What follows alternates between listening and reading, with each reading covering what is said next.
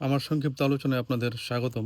আ আপনারা জানেন যে আ আমেরিকা যখন ইরানের পারমাণবিক বেসগুলায় হামলা চালায়, আ হামলা চালানোর পরপরই ভারতের প্রধানমন্ত্রী নরেন্দ্র মোদী ইরানের প্রেসিডেন্টকে ফোন করে গভীর উদ্বেগের কথা প্রকাশ করে এবং এই সমস্যাটা কূটনীতির মাধ্যমে সমাধানের উপর গুরুত্ব আরোপ করেন।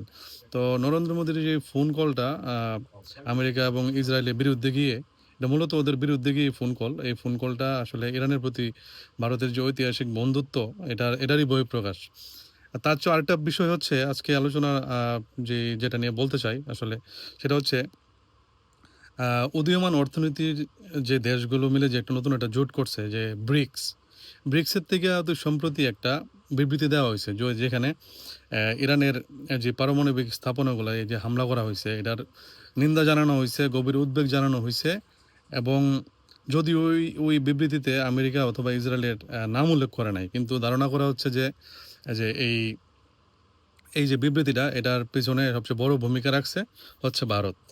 কারণ ভারত হয়তোবা কোনো কিছু নিয়ে হয়তোবা চিন্তিত। এজন্য সরাসরি আমেরিকা এবং ইসরায়েলের বিরুদ্ধে গিয়ে যদিও প্রকাশ্যে বলতে বিরোধিতা করতেছে না। কিন্তু মূলত যখন ইরানের পক্ষে দাঁড়াচ্ছে তখন তো এটা এক ধরনের বিরোধিতাই।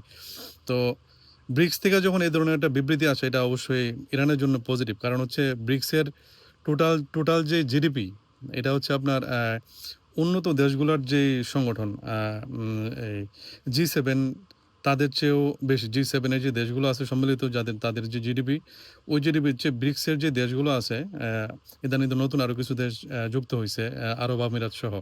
তো তাদের মোট জিডিপি ওই G7 এর জোটগুলো যে দেশগুলো আছে তাদের চেয়ে বেশি। তো সুতরাং আ এই এই যে বিবৃতিটা এটা ইরানের জন্য একটা পজিটিভ একটা প্লাস পয়েন্ট। আজকে আবার ভারতের হিন্দুস্তান টাইমস সহ বড় যত মিডিয়া আছে সবগুলো মিডিয়াই এটা এই এই নিউজটা গুরুত্ব সহকারে প্রকাশ করছে। আসলে আমি চিন্তা করতেছি যে বিষয়টা কি এমন যে ভারত কি কোনো কিছু নিয়ে ভীত? ওরা কি চিন্তা করতেছে যে আ আ এই ইসরায়েল এবং আমেরিকা ওরা এই ইরানের পারমাণবিক বেস ধ্বংস করার পর হয়তোবা পাকিস্তানের পারমাণবিকভাবে নিষ্ক্রিয় করতে পারে। আবার পাকিস্তানের পরে কি আবার ভারতের উপরও নিজের উপর আসে কিনা? তারা কি ভারতকেও নিষ্ক্রিয় করতে চায় কিনা?